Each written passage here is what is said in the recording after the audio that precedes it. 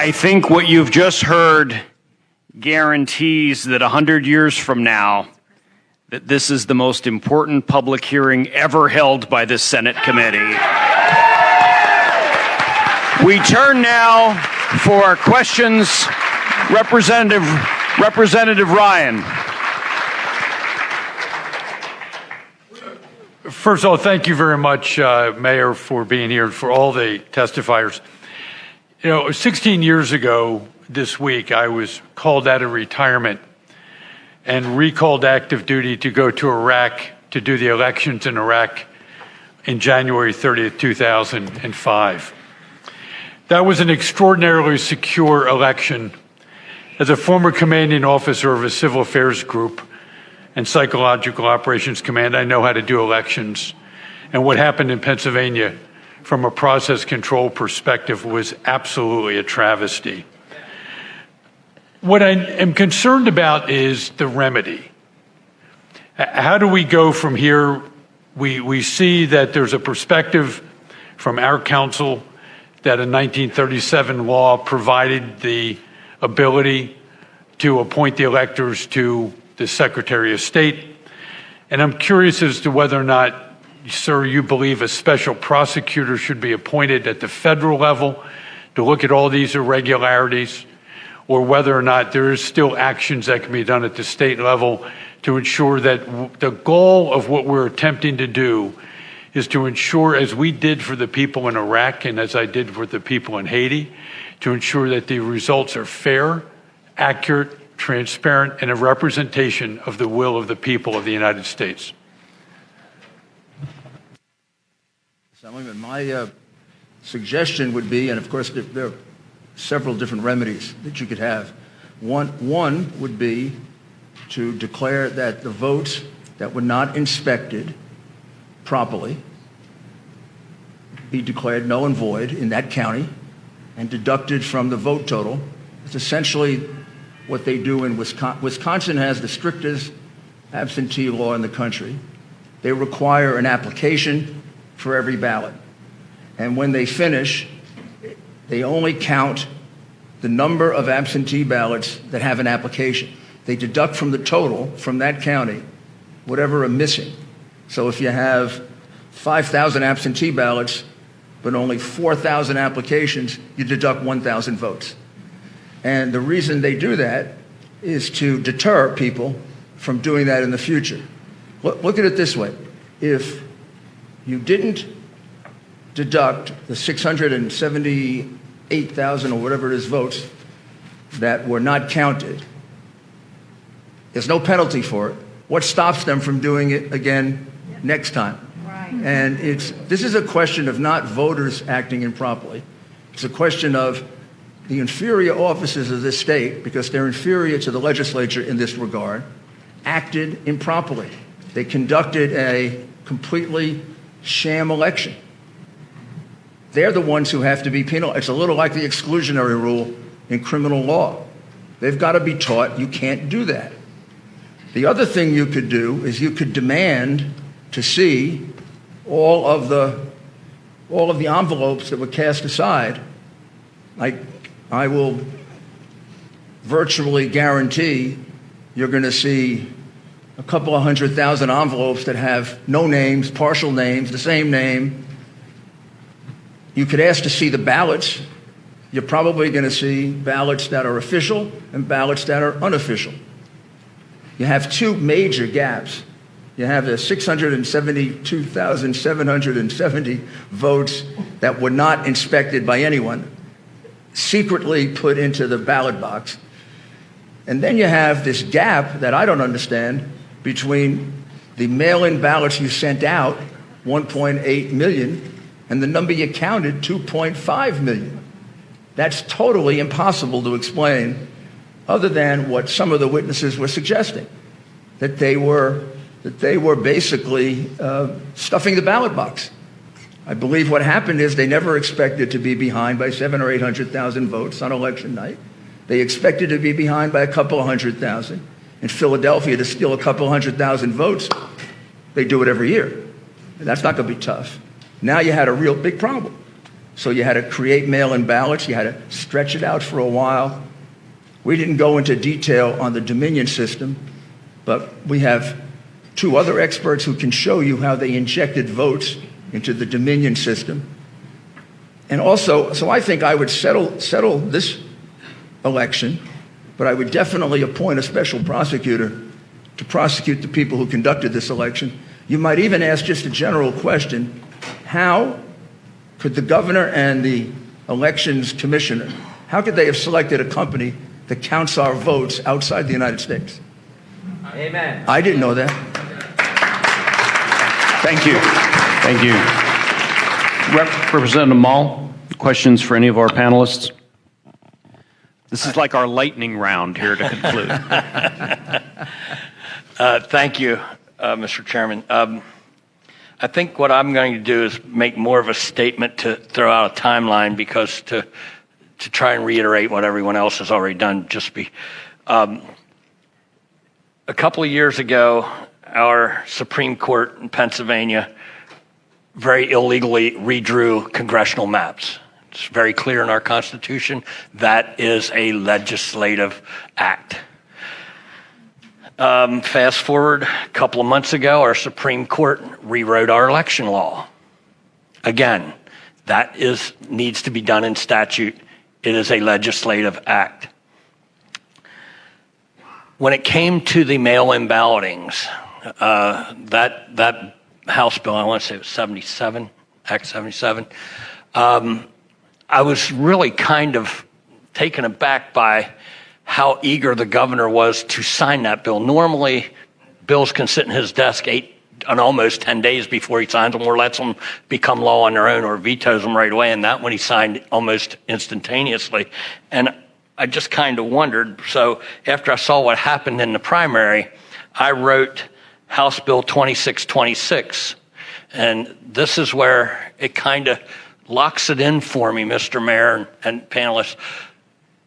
In House Bill 2626, I saw where there could possibly be stuffing the boxes. So I said, simply, let's put a barcode on the bottom of every mail-out ballot so that the machine has to read a barcode that was accepted by the elections office. Before that ballot goes out, they zap it. When it comes back, if that barcode doesn't match one of the barcodes that they sent out, it gets kicked out. The governor immediately, as soon as we ran that bill out of committee, said, that hits my desk, it's an automatic veto. Not everybody knows that, but that came to us.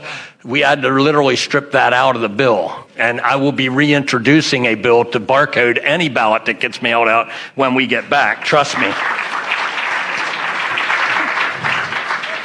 Then we have the drop boxes, the 3 days extra to vote, the ignoring the signatures and ignoring the postmarks. And I have to come to the conclusion that you did also.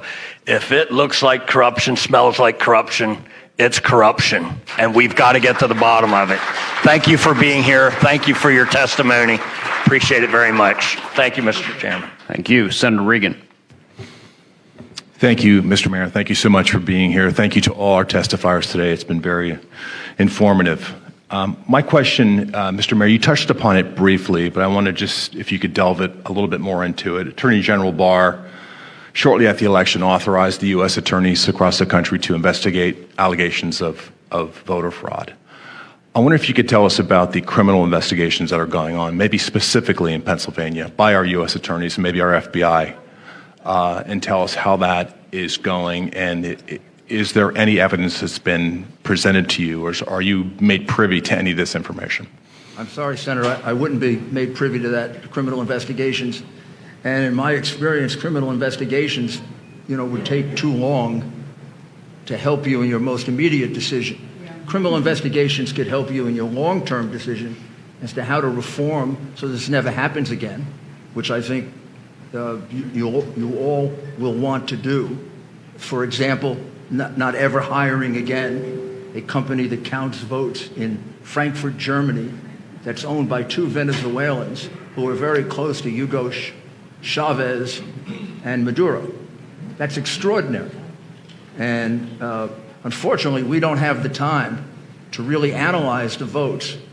Although, if you want to go into greater detail, we have other forensic experts that can show you votes that were specifically put into the machine, because these machines have a back door that allows you to do that. So I would say the criminal proceedings are going to take 6 months to a year. What you have before you that you can verify is you have before you very, very clear evidence. It's not small. It's not as if these are a couple little mistakes that happen in every. I hear people say, "Oh, every election has a couple of little mistakes." Not 682,000 ballots that nobody got to inspect. That from time immemorial, we've never had trouble in America with absentee ballots. I've been in absentee ballot contests in New York, and they can be pretty vicious, and the language is worse than that poor lady experienced. But we would never think of having one without the Republican there and the Democrat there. Even in New York, we would never think of it. Here, they did it 700,000 times. That's an insult to the legislature, because you didn't provide for that. And you've got this gap of 700,000 unexplained mail-in ballots that come out of nowhere. So I think you have more than enough to say that this election, the numbers don't add up. It's easy to figure out what the right numbers are by excluding the illegal votes and count the honest votes, and the winner of the election changes. Thank you very much, sir. Thank you. Senator Mario Scavello. I'm just going to make a couple of comments. First, I want to thank everybody for coming out here today. We need your support, your continued support throughout this whole process, because we're going to also get the other side that don't want us to do anything at all, and we definitely need to do something. We need to correct this problem. My Northampton County chairperson, Lisa Noah, did an excellent job explaining what was going on in Northampton County. One of the biggest things that bothered me more than anything else was people that went to vote and they were told they already voted. That happened. I must have heard it from 50 people in my district. So, they made them sign a provisional, and I called up and I says, you better make sure that those provisionals are counted. And some of the other things that were happening that most of the stuff that you said out there, it happened in every county. But when you didn't want to vote with your absentee and you went in, you're supposed to get a ballot, not a provisional. And there were people out there that got provisionals. But just a little information for all of you. The new machines, this new process, we didn't vote for it. That was something that was pushed by the governor. Mm-hmm. He mandated that all of the counties had to go and change their system because he wanted some type of what we don't have is a form to see who voted or who voted. They want a certificate or something, a slip to see how you voted, who voted. And it's obvious that this system has not worked, and the people of Pennsylvania are not happy about it. Thank you. Thank you, sir. Thank you. Madam Majority Leader-elect. Thank you. First of all, I just want to say what they did in Philadelphia when they closed us out and made us go to court to do what we should have legally been able to do is a travesty to what we in Pennsylvania need to have confidence in our elections. That should never happen again, and we should probably tighten our law so that it can't. Secondly, I'm extremely bothered by the absentee ballot and the mail-in ballot request number being almost 700,000 off from what we received. And so we just did try to get on the Department of State, and they did take down their dashboard, so we can't even check it. So if you have any of that information, any pictures or any, website downloads, we would really appreciate having those because they took them down. So I don't know. Everything they do looks like they're trying to hide something, and it really, really continues to erode any kind of confidence in our process. Senator, What I would suggest is they decided that morning, or maybe a couple of days before, to exclude you because they knew what they were going to do. It wasn't an accidental sort of whim to exclude all Republicans. It's unheard of to exclude all Republicans. They excluded you because of what you would see. You would see ballots that weren't properly filled out. You would see ballots that were filled out at the last minute. You would see them start to get reports of how far behind they were because they were connecting to Dominion and Smartmatic, and they were telling them how far behind they were. And you would have caught them right in the middle of the fraud. Why create this big problem for yourself of excluding Republicans in 6 states, hundreds and maybe thousands of them, if you're not doing something wrong? If you're doing something, as the senator said, that's kosher, come on, look, who cares? This big thing wasn't done because they were conducting an honest vote. It's kind of crazy to think that. This was done because they knew this is the only way they could steal this election. And when he was ahead by those numbers on Tuesday night, Wednesday morning, they panicked.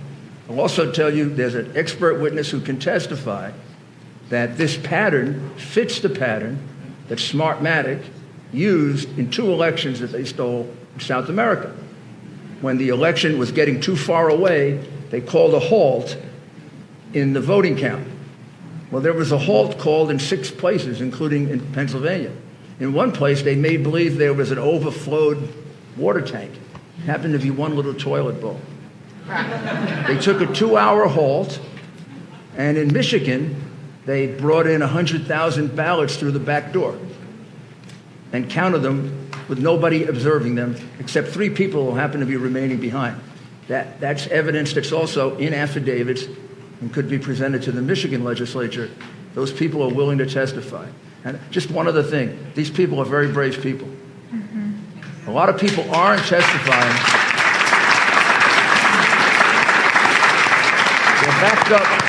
They're backed up by 50 more who are willing to testify. Obviously, we can't present all of them. I want you to know that all of them are backed up by numerous witnesses who say the same thing. But there are probably another 50 who are not willing to testify, including probably what would have been one of our best witnesses, because he's been threatened with the loss of his job and his children being thrown out of their private school. Thank you very much, Mr. Mayor. Thank you. Thank you, Senator. Let's try our Zoom capabilities here. Senator Michelle Brooks calling in from northwestern Pennsylvania. Thank you, Senator Argel. I did want to make a comment first. I join my colleagues in being concerned about the arbitrary Supreme Court decisions and their decision to decide to be legislators. And all Pennsylvanians need to be concerned about this. It's not only the election or redrawing maps. What's going to be next that impacts our state? And so not only do we need to be looking at what happened with this election, we need to be looking at how we can stop the Pennsylvania Supreme Court from wanting to legislate when that's not what they're supposed to be doing. And it's very disconcerting, the decisions they made contrary to state law in regards to this election.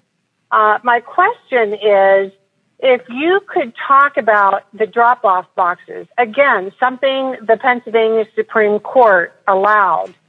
Talk about the security around them. I know in my area I did not have a significant amount of drop boxes, but can you talk about what type of security or parameters of safety were around these drop-off boxes, and also how many ballots were collected in these drop boxes? Thank you.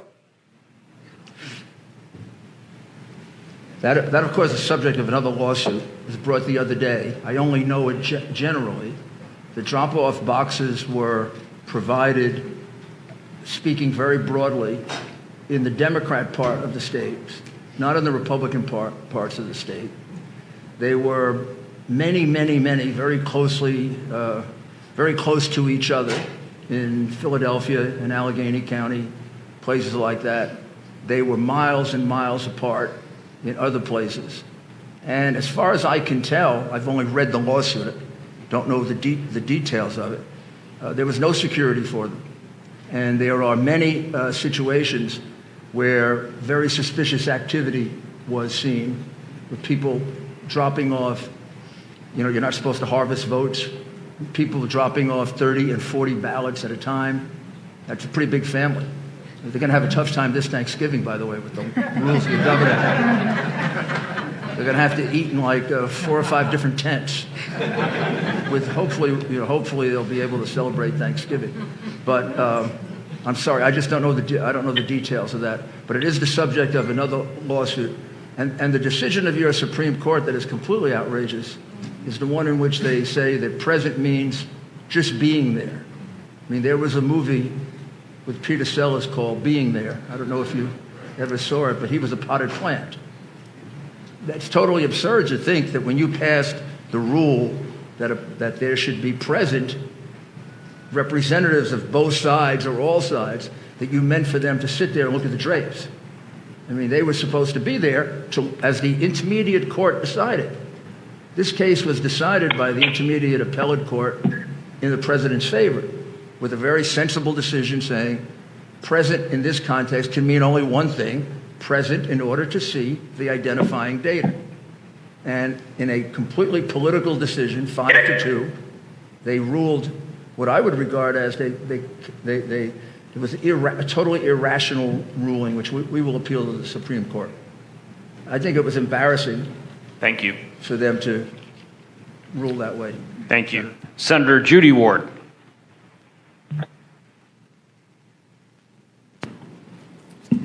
Thank you. And I also want to thank our testifiers today. They were incredibly brave. And what I heard today was so troubling to me. I don't know if I'll ever get it out of my head. And I'm sickened by the fact that it happened here on our watch. In regards to doing a forensic audit, would this be able to be done or be anywhere accurate? Does anybody know? I was just looking around for my 2 experts. He came over to tell me that all of the material that we have, forensic material we have, is archived, and we can easily make it available to you online, and you can look it over. I don't understand all of it, but maybe I have people help me understand it. But yes, you could do a forensic audit of the machines. Do it. You can do that. Thank you. And I think it would be very, very helpful. I understand that even one machine would give you a great deal of information about how the whole system operates and how they slip votes in at various times. And you're not supposed to be connected to the internet in the counting room, but they were connected to the internet. And your tally was being sent to Frankfurt, Germany, where it was being analyzed. We have a question from Senator Langerholk out in Johnstown, connected via Zoom. Wayne, can you hear me? Thank you. Yes. Yeah. Thank you. Can you hear me? Yes, loud and clear. Thank you. Thank you, Senator Argel. Thank you, Senator Mastriano. Thank the testifiers for being here. Mr. Mayor, thank you for your testimony. I've been vocal that we must allow this legal process to play out. And a country that we live in that we do not allow that is not a country that I want to be a part of. My question is on that legal review and on those legal process. Mr. Mayor, can you give us an indication of how many lawsuits are pending, where they're at in the various appellate processes?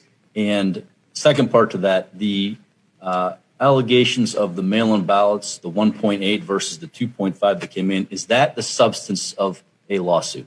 Thank you. Mm-hmm. This is Jenna Ellis, and the mayor has asked me to answer this question.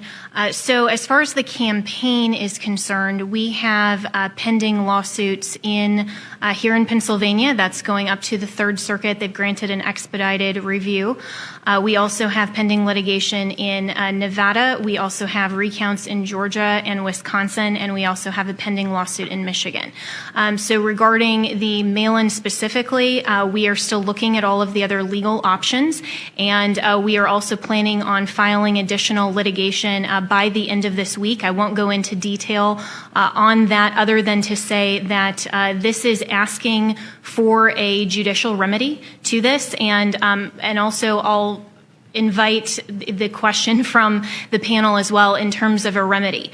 Part of what we are asking, or what we did ask initially, was to stop certification so that we could get to the bottom of this process. Clearly, you've heard sufficient evidence today that would lead any reasonable finder of fact to say that there's been sufficient evidence that you should stop that, you should not move forward with certification. What we would ask the judiciary in terms of remedy can be legislative as well under the Constitution. And I would direct your attention to Article 2, Section 1.2, which says that each state shall appoint in such manner as the legislature thereof may direct a number of electors. And so you, the legislature, without judicial oversight, can direct and take back that power. You have the opportunity as the legislature, and legislature in this context means the state legislature. So although there has been delegated authority to your Secretary of State and according to your law, at any time you can take back that power, and that is the provision and the protection that is embedded in the Constitution to make sure that when there are instances of corruption in a state, that the state legislature, which is the representatives of we the people, all of these wonderful people who are here today in Pennsylvania, and all of your constituencies who voted and who want their voice to be heard, because we are a government of the people, by the people, for the people. We the people need to submit. Thank you. Need to submit our vote. And so I would say in terms of a remedy, you may fashion that even outside the purview of the litigation that we are now bringing. And I'm happy to go into that into more detail if the panel would prefer. Thank you. Representative Kaufman. Thank you very much. And thank you, Mr. Mayor, for being here, and Attorney Ellis. We appreciate your service to the nation because these are definitely difficult times, and all of those who have testified, it truly does take bravery to step out in situations like this and talk about your personal experience. I wanted to direct this to Mayor Giuliani and Attorney Ellis. In the cured ballot issue, or uncured ballot issue, the ability to cure in one area of the state and not in others, that is certainly, to many of us, seems to be an equal protection violation under the 14th Amendment. Can you quantify what you found as far as maybe number or information as far as the number of ballots we're talking, and how widespread it is across the Commonwealth as far as, were there 2 counties that allowed for curing, and, they were Philadelphia and Pittsburgh, or were there more counties out there that allowed for curing? That kind of information would be very helpful to us, I think. There's no question, Representative, that it went on, and it went on in the 2 counties you mentioned, and probably 3 or 4 more, curing, in other words. It did not go on in the majority of counties, Republican or Democrat. Most of them were in a quandary.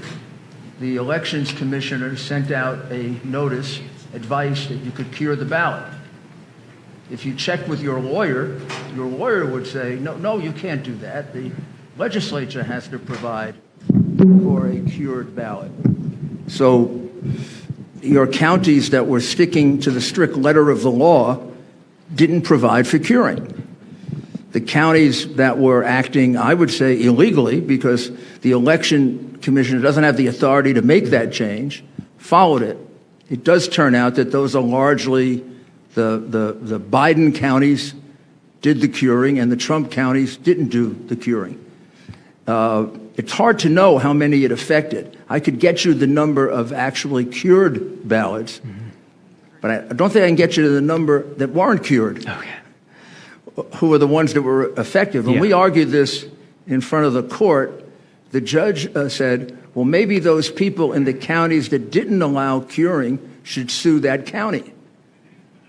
But that county didn't do anything wrong. That county followed the law. The reason they were deprived of their right to vote on an equal basis is because other counties followed what would be the illegal advice of the election commissioner, that you could cure a ballot for which there is no authority in state law. So we will try to do better to get a good number there. But it's hard to do because a lot of it affected people who just didn't vote. Sure. But I do think the practice, in some cases the numbers are sufficient to overturn the election. In some cases the numbers aren't. But what they do is show how onerous and how draconian the measures were they took to flip this election. I mean, some of them result in numbers that affect the outcome of the election, like not examining the ballots. Some of them don't. But there's still indications that this was a deliberate fraud. This wasn't just a couple of election officials kind of screwed up. This was a deliberate, planned fraud, and that's why the remedy, which seems kind of tough, is justified. If this were just a couple of mistakes, that would be a tough remedy. But this is a plan that was carried out throughout your entire state, and I submit it was carried out in concert with other Democrat organizations. And if you look carefully, they picked only Democrat cities where they control law enforcement and the courts, and they can get ridiculous decisions, like the first the decision they got from a judge in Philadelphia who said, "Oh, you're present. Why do you have to see anything?" Well, because I'm an inspector. That's why. That's a purely political hack decision. And they knew they could get decisions like that in Philadelphia, in Detroit, if it were a different kind of election, Chicago, New York. Those are the kinds of cities they picked. They didn't pick, even in your state, kind of neutral cities, Democrat or Republican. Thank you. Representative Schemmel. Thank you, Mr. Chair. 3 quick questions for 3 different testifiers. So we certainly know about the irregularities and inconsistencies. You just detailed an inconsistency, and you can't prove a negative. That's why you can never prove votes that were never allowed to be cured. But in regard to allegations of fraud, I have a question first, and forgive me, I don't remember names, but the gentleman here from Philadelphia who was denied admittance to observe in a poll. You described being denied the ability to get into a polling place. Did you seek to be admitted to any other polling places and were also denied? I could have gone to other polling places where I heard there was problems, but we decided to move on to other problems. What was her name? I was actually at her polling place that when she was being totally harassed. I was one of about 5-6 guys to stop the harassment. So there was no polling place that you sought admission to in and around the city of Philadelphia that just allowed you in when you displayed your orange card? I probably could have gone to that entire ward and had the same problem. We went out of that ward because there was other problems going on that day. Okay. Next question for a gentleman next to you, from the attorney from Florida. You were observing polls and the processes in the city of Pittsburgh. I believe that you described being kept away from being able to observe the tabulators and so forth. That was a problem we certainly saw in other places in the city of Philadelphia. When you were eventually allowed to get closer, where perhaps you could see the ballots and the votes, did you observe anything different about the behavior of the tabulators? Did their behavior change? Did their methodologies change? Anything to lead you to think that they were conducting the process one way when you weren't observing, in a different way when you were? In the first instance, we were never really able to get, there was only one element of the process where we were able to actually get reasonably close to see what a tabulator was doing, and that was with overseas and military ballots. When overseas and military ballots come in, they come in a different format that's not readable by the machines, and so there's a individual that takes the ballot and then keys in the votes for the voters. And of that group, we could see about 3 or 4 of those people doing that transposition of those ballots. Beyond that, and that was for a very short period of time on actually Friday evening, Friday after the election, they were beginning to tabulate overseas and military ballots. With that singular exception, we couldn't actually see any ballot at that particular moment that you ask about. There was no opportunity to ever really see any ballot other than that situation. And there was one worker that was within, 8 or 10 feet of us at the edge. And we did, in fact, see him do 35 Biden military ballots all in a row, which we found to be kind of curious. But it did not, what he was doing did equate with the papers that he had in front of him. Okay, thanks. And my final question for Mr. Giuliani. You've alleged fraud within our voting system, and we've heard a lot of anecdotal evidence we have as representatives and senators, and you've presented a good deal today. But amongst the affidavits you have, do you have any affidavits from anyone who could be quantified as a whistleblower, who actually was part of the fraud and is now willing to testify as to the fraud? Yes, we do. We have, I believe, I have to check this, but I believe sometimes I get the states a little confused. But I believe there are 3 that would need a subpoena to protect themselves in order to testify. Okay, and then I would presume that's and I would part say of your legal... at least one of them is a Democrat. Okay, I'm not that's sure the other 2. part of your legal claims, I would assume. Yes, sir. Very good. Thank you. And if there's a subpoena process, we could work with them to come forward. And they're frightened for their jobs, and I don't want to make too much of it, but they're also frightened for their physical safety. I mean, this is a case in which one of our chief lawyers in the case, had to leave because his family was threatened, his little children were threatened, for representing the President of the United States. That's not America. Representative Jones.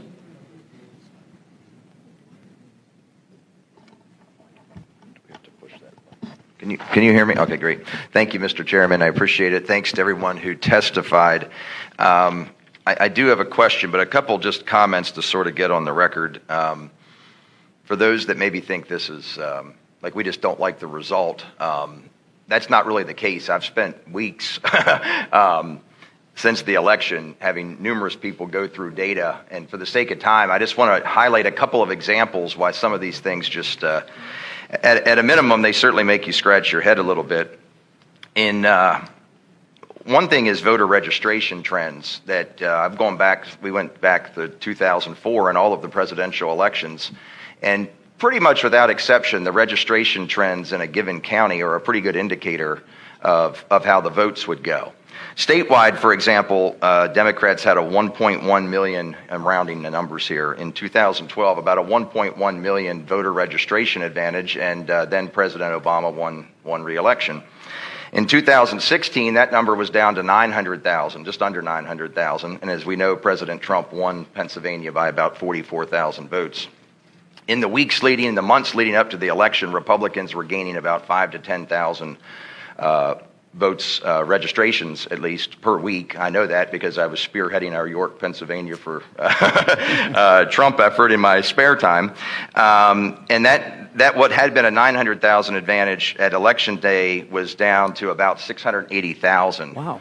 That's a couple 100,000, almost all of which occurred in the 6 months or so leading up to the election, yet the president loses by 90,000 votes. Not impossible, just want to get it out there. Let's drill down a little further. My home county of York County, which netted more votes for the president than any other in 2016, we had a 13,000 increase in Republican registrations. Democrats dropped 1,000, Republicans increased 12,000, yet the president's margin of victory decreased by 2,000. In Westmoreland County, there was a 26,000 vote swing, a county even smaller than York. Democrats saw a 10% decrease in registrations, yet Joe Biden outperformed Hillary Clinton by more than 20%. It doesn't prove anything, but I want to at least bring it to everyone's attention that we're just not sort of making things up here that we don't like. Some of these are certainly head scratchers. So when you lose 10,000 Democrat registrations, gain 16,000, Yet the margin of victory stays the same, and Biden increases by 12,000 votes in that county. That's surprising. Lastly, if I may, I want to talk a little bit about. I don't know if the gentleman can testify or can return, but your witness on the gentleman with the military background on the voter fraud and so forth. Colonel Walsh. Yes, thank you, sir. I guess my question here is, do we believe or have reason to believe that the mail-in would be more or less susceptible than the election day vote to manipulation? And here's why I ask. Another head-scratcher. I'm comparing Republican to Republican, Democrat to Democrat. We all know that Biden did better with mail-in, and that was expected because a lot more Democrats voted by mail, and of course the president did better on election day. Nothing to see there. However, when we compare President Trump to a relatively unknown candidate named Stacey Garrity, who was elected a Republican who won the race for treasurer, on election day, the president did 128,000 votes better than Ms. Garrity on election day. Not really all that surprising. A number of people don't vote down ballot and so forth. Yet with mail-in ballots, she did 41,000 better than the president. I have a hard time understanding that. Let's go to Joe Biden. We have a relatively well-known attorney general here, Democrat, Josh Shapiro, who won re-election. He, on election day, he defeated Joe Biden by 52,000 votes. He did 52,000 better than Joe Biden. Yet with the mail-ins, Biden does 54,000 better than Shapiro. And I just sort of want to get that on everybody's radar. Maybe there's an explanation, but I don't really understand how Democratic mail-in voters are that much different than Democratic election day voters. And interestingly enough, apparently Republicans who vote by mail are much more likely to vote for the down ballot candidate than on election day. Last comment there. Part of the argument is that people didn't vote down ballot. That's going to be a lot more prevalent on election day when you've waited in line for 2 hours and you're in a hurry to get out there. But this speaks to the opposite. With a mail-in ballot, you have plenty of time to complete your ballot and to go down ballot.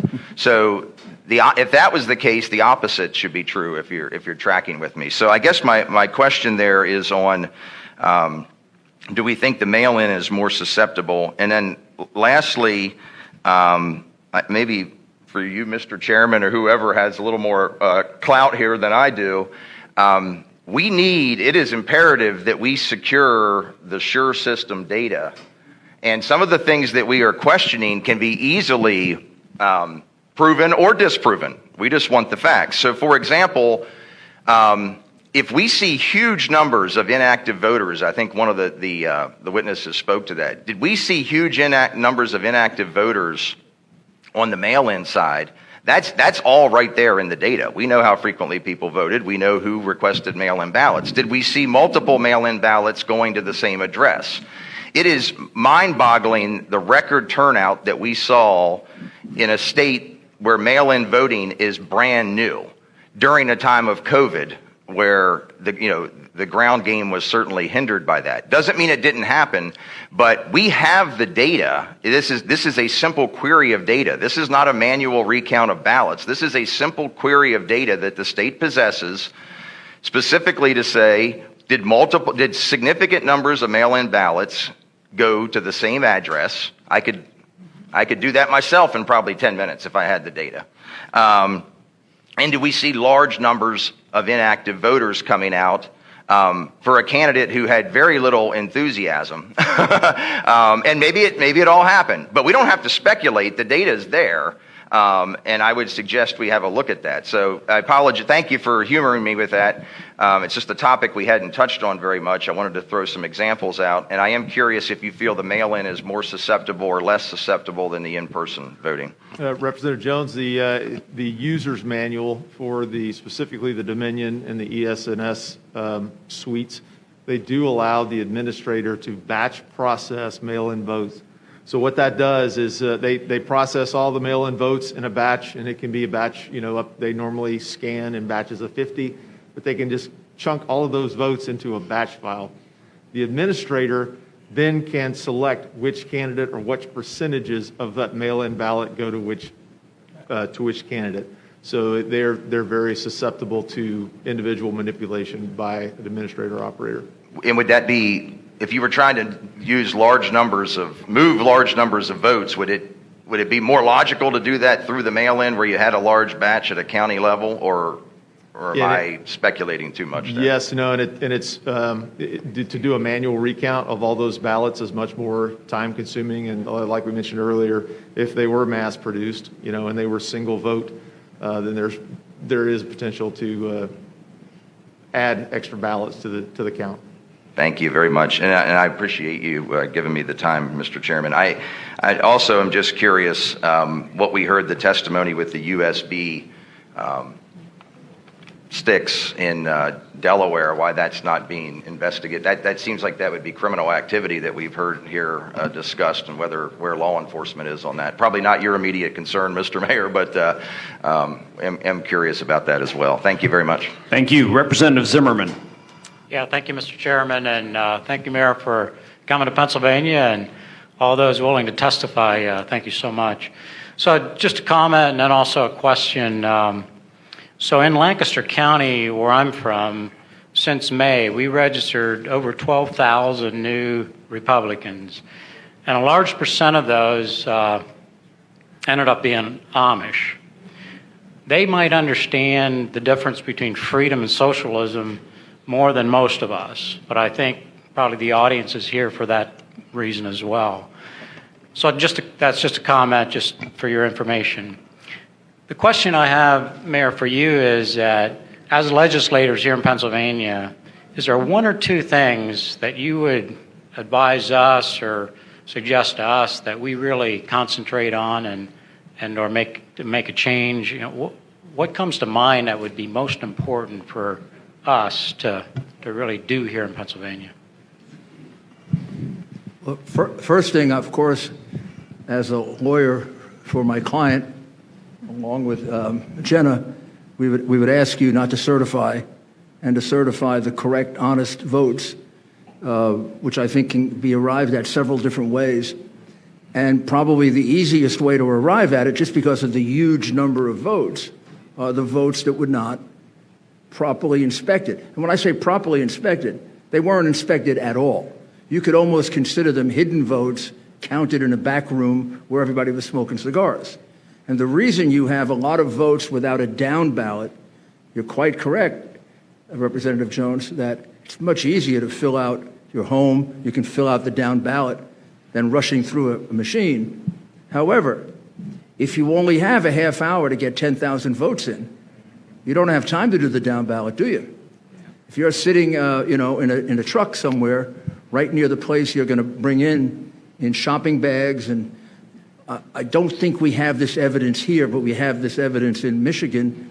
We have evidence of trucks coming in with ballots in garbage pails and ballots in cardboard boxes. So maybe it's my prosecutor's paranoia, but it seems to me that those ballots were filled out that night. And you don't have time to vote for all those. You just got enough time to go. And that's why you get this strange anomaly that there are so many down ballots not filled out for Biden. Yeah. Can I add one thing? Yes, sir. I learned as a lieutenant never to bring a problem to my superiors without a solution. That's one of the things I try to live to today. There are solutions that are available. I've made the simple comment that your vote should be at least as secure as your Venmo account, and it's not. It's easily fixable with blockchain. There is a process out there that was developed by MIT. It's called Votes, V-O-A-T-Z. It's being fielded now. The problem is there are no national standards for federal elections, and there are no enforceable standards. So if there is if nothing else out of this election, if we have a set of enforceable standards and we use technology like blockchain to ensure that every vote going through the whole process is transparent from soup to nuts, then we can ensure a technologically advanced, secure election that's not an individual vote may be manipulable, but batches of votes would not be. So.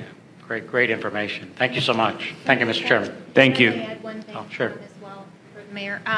So you asked what two things? Well, I think those two things are very clear, that you have to deal with today and then you have to deal with the future. And the more pressing instance right now is today, and this body should deal with that in some way. And you are the constitutionally vested entity to do that. You have a variety of options in front of you. And when you deliberate together how to best address that, you have the constitutional authority and permission to do it. And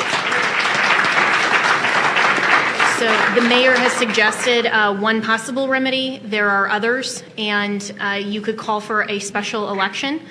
Still, you can direct the manner of your electors. You have a variety of constitutional options, but one option should not be to ignore it and to certify a corrupted, irredeemably compromised election.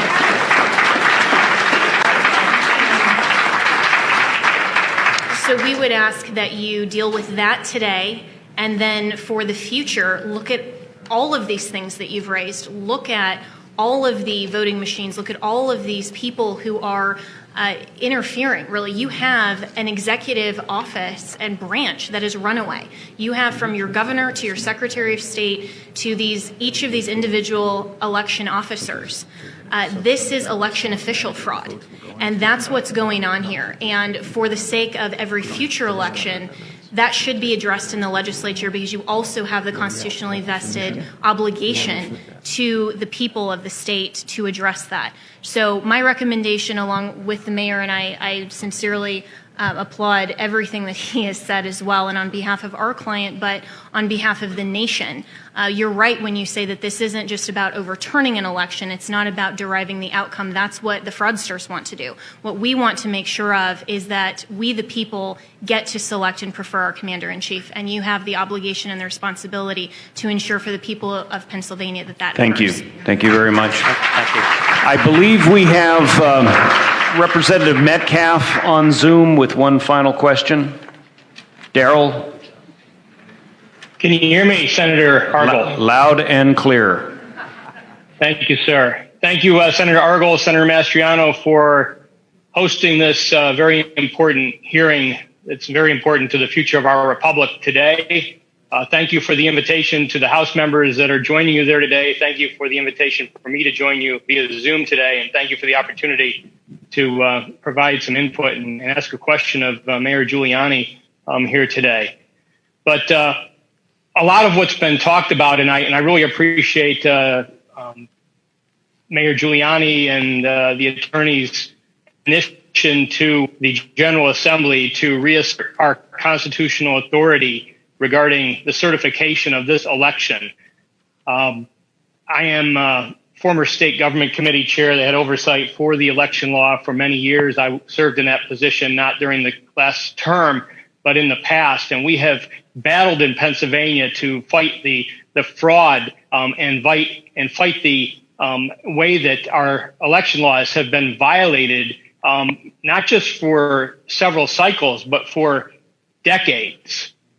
And we've actually had a state Senate race that was overturned, I believe, in the Philadelphia area back in the 90s because of fraud. So when we look at what has occurred here, and I really appreciate Mayor Giuliani bringing all of those individuals before us today to provide a testimony at this hearing. And I think even more important, I hope that we get a chance to see that their testimony was heard in a court of law where a just ruling is found to protect every legal vote that was cast here in this election in November, and to discard all those votes that were not legally cast. And I think as we've been overwhelmed, as was mentioned by the senators at the beginning of this meeting, that as we came through Election Day, and prior up to that, we'd had 3.5 million people filing for unemployment because of the unconstitutional dictates of Wolf to shut down businesses and stop people from going to work in Pennsylvania. And we were just overwhelmed with those calls. But since Election Day, we have been overwhelmed with calls from individuals who are distraught over the future of our republic, the future of our future elections and being able to ensure that people are having their legitimate legal votes counted to elect who's going to govern them. And right now, with the examples that were shown here today with these witnesses, a lot of the people have been calling my office and emailing me. They are demanding action. And as we've heard today, there's a lot of citizens out there that have important information that needs to be shared in the courtroom to ensure that that these fraudulent activities. And it's not, I mean, a lot of times when people talk about fraud, they're thinking of impersonation, but that's not what we're talking about. We're talking about fraudulent activities as far as a fraudulent election because they've not abided by the laws that have been passed by we the people through our elected legislature as the U.S. Constitution, as our state constitution, as our laws provide for to facilitate our elections.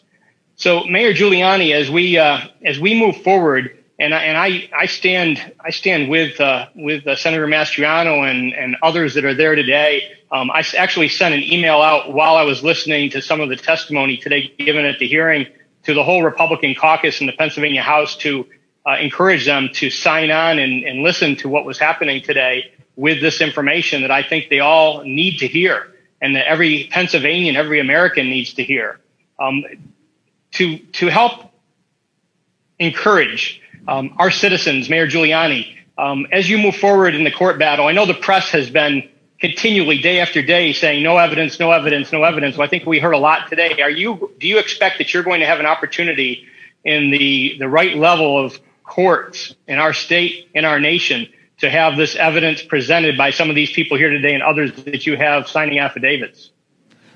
Yes, I am. I'm certain that there will be a court decision that will allow us to present our evidence. The case in Pennsylvania was dismissed on a motion to dismiss, in which the judge made factual findings against us, basically saying he thought our claims were absurd. Of course, he has no right to do that on a motion to dismiss. On a motion to dismiss, he has to assume that everything we're saying is true, and I think it was just done to delay us. And I can't imagine a judge giving a correct decision here that wouldn't at least allow us to have a factual hearing. And the reason we came to you and some of the other state legislators is because I believe that we're being denied our right to a hearing by the courts. But then again, you do have responsibilities equal, if not superior to the courts, to oversee these elections. So we've made similar requests to the legislatures in Michigan, Arizona, and Georgia, and we're very hopeful that next week we'll get to present to them as we also press for a hearing in court. I think it is really important for the American people to see these are not my claims or Jenna's claims or President Trump's claims, and many of these people came to us because they're so upset. These are the complaints of the American people, and I'm more than happy to make available to you an outline of the other affidavits. It would have been impossible to produce all the witnesses, but I can show you that for each one of these witnesses, there are anywhere from 15 to 50 other witnesses who saw the same thing. I have a list just in Pittsburgh alone of 27. I have a list in Philadelphia of 32. I have a list of about 40 witnesses on cure. Even though the numbers aren't ascertainable, there's still a lot.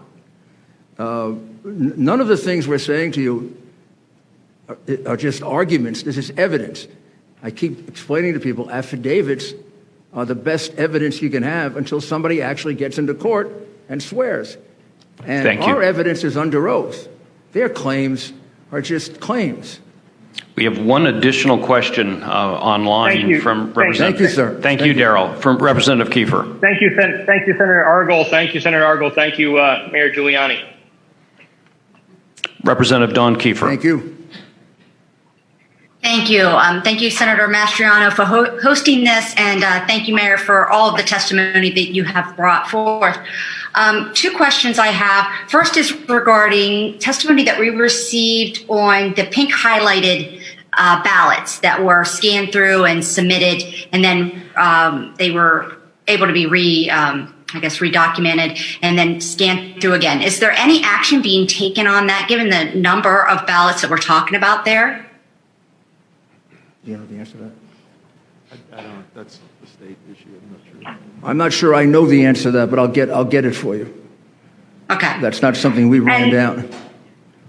Okay, that would be great to know, We will find because out. I know we saw That's a lot of that. that's a And very there's good point. speculation out there that people were just blindly filling out these ballots, but there is supposed to be a process, and so and it was my understanding that that process was supposed to be videoed or live streamed and Correct. witnessed by a majority and minority inspector when you are recreating a ballot that is not able to be scanned. So that would be good to know. And the second thing is, Attorney Ellis, you had made a comment regarding what our constitutional ability is, and so while we understand what the Constitution does say, as far as us taking responsibility and, we could intervene in certain sectors, while the Constitution gave us that ability, it's been explained to us by attorneys that we took that power that was given to us as General Assembly members and we put it into statute. And that statute says, how we appoint our electors and how we certify the elections. It's all spelled out in our Pennsylvania Code based upon the power that we have from the Constitution. You have a differing legal opinion of that? Yes, I do. And I think that our collective, and with my co-counsel here, you can take that power back at any time. And when you have the delegation of authority, the legislature can take that back. And you also have an instance here that the law was completely ignored. So even though you have a manner in which your electors are generally selected in Pennsylvania, and that's worked for the past presidential elections since those statutes were authorized and gone through the legislature, this is an election that has been corrupted. And so you can't go through that method, and those laws were violated. And that is the General Assembly here, the legislature, is the authorized entity in the Constitution that selects the manner. You can take that power back at any time. And so when the laws were ignored, and that's where we have, and why we have all of this evidence to bring to you, is to show you each of these different types of ways that election officials have violated the manner in which you, as the General Assembly, have prescribed in the law how you select your electors. Because they violated that law, you have the constitutional authority to craft a remedy. You can take that power back at any time. You don't need a court to tell you that. So absolutely, and you can look at that. You can look at the federal law for elections. This is your constitutional prerogative. State legislature, in the context of Article 2, Section 1.2, means state legislature, period. You also delegated it to the very people whose conduct is in question and whose you're asking them to investigate themselves. So given the fact that this is your sole constitutional right and authority, you can always assume constitutional authority that you've delegated back. You also have a rational basis for doing it, because you're asking them. I mean, this was done, one might argue, or at least that's one of the interpretations of the fact, deliberately by the governor, by the elections commissioner, who issued absurd opinions telling people to violate the law. And then you're going to ask them to make a decision on the election that allegedly they corrupted? It would seem to me you have a perfect right to take that back and make that decision de novo. Thank you. Thank you very much. I want to thank everyone for your patience. The public, our many witnesses, our senators and representatives. As you've seen today, this COVID pandemic has made holding a public hearing a little bit more challenging than usual, but we have still received an enormous amount of information today, information that we will share with every one of our members. There is no doubt in my mind that we will pass legislation in the House and the Senate based on what we have learned today. I also want to thank Senator Mastriano. Doug and his staff have been enormously helpful today. It really goes without saying, we would not be here without Doug Mastriano. And so I'm going to give him the last word, because I know even if I didn't, he'll take it anyway. And he deserves to have it. Doug. I love you, Senator Argel. Thank you for being willing to use your committee to do this hearing. So we pulled the trigger yesterday morning around 9 a.m., and look what happened here. And as Jesus said, you shall know the truth, and the truth shall set you free. Guess what? Guess what? The truth's out there. Media, you should have found these witnesses. You need to do your job. Now you see them out here. Do your job. You're essential to this republic, and without you doing your job, instead of being partisan hacks, this republic can't stand. So now you got some information, you got some witnesses with courage. These people are heroes to me. As a retired Army colonel, I look at them and I say, you guys are outstanding. Thanks for being willing to step up. Because I am cognizant that the so-called tolerant people on the left will not show much love or tolerance to people they disagree with. And so thank you for standing, because you're warriors, being able to stand for and save this republic. So thank you for going forward here.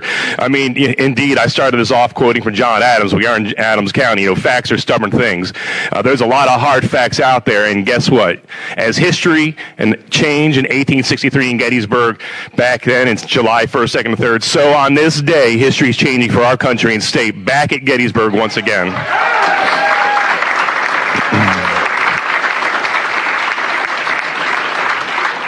I mean, I don't even know how this happened in America. We could send 50 years ago, men to the moon, but we can't have a safe, secure election in Philadelphia and Pennsylvania. What's going on here? It's got to be by design, because we have the technology, we have stealth aircraft that are the envy of the world, but we can't run an election better than Afghanistan. Congressman Perry, you and I were in Afghanistan, and I don't know how in the heck Afghanistan has more secure, safe elections than Pennsylvania does. I mean, beam me up, Scotty. There's no sign of intelligent life anywhere. Really?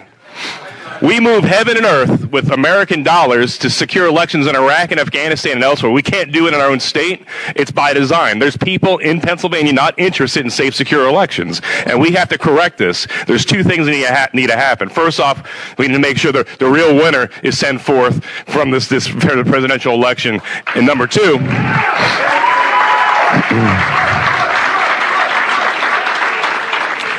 we need to fix this. This doesn't happen ever again. I can't believe we're having this conversation here in Pennsylvania. This is the kind of stuff I hear about that goes on in Belarus under Lukashenko, or in Russia under Putin, under Saddam Hussein's Iraq. Really? Here in our state? I mean, this is disgusting to me. I watched when I was doing strategy in Russia, Putin's people stuffing ballot boxes. The same thing that happened in Pennsylvania. When I saw that 15, 20 years ago, I was like, well, thank God we're not like that. What happened? What happened? And we're not going to let it stand.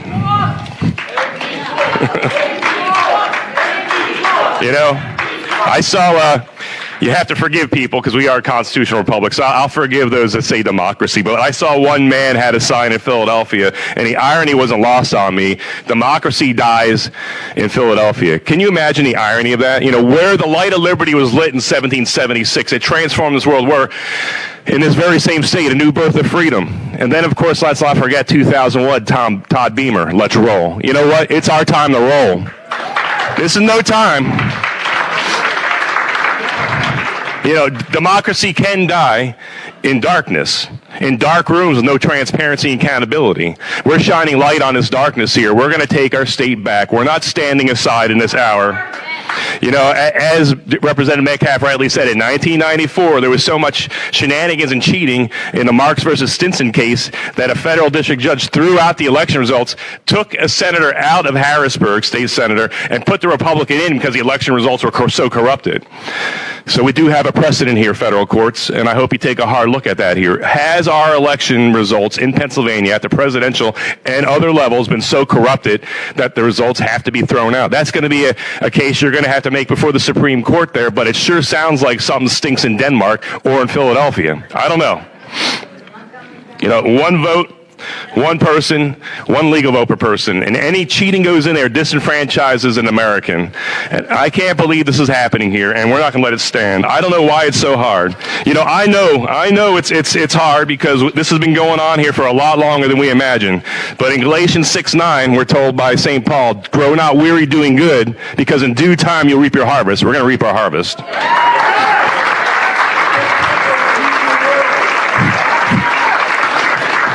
The time for dithering, and deliberation is over. It's time for decisive action. We have to protect our Commonwealth and our nation. The eyes of the world are upon us, and let's turn the Commonwealth of Pennsylvania from a laughing stock to the pride of the world once again, as we have always had been and need to be again.